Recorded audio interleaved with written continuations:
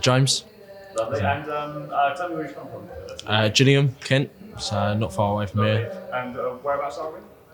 We're at Samuel Leeds crash course. It's been a good day. So And why did you decide to come to the crash course today? I've come today because I want to learn to invest in property, different strategies like the BRR, rent to rent, things like that. So Lovely. And do you feel like you got your money's worth? yeah, definitely. So it's not bad for a pound. Very good, perfect.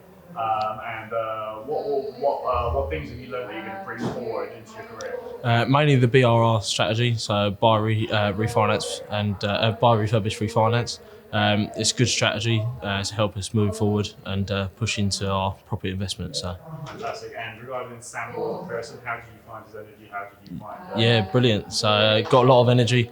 So Samuel has. Yeah, Samuel has a lot of energy, and he gets the crowd going. He gets the room motivated and energised. So it's really good. Fantastic. And final question: if anyone thinking about coming to the crash course, what would you recommend?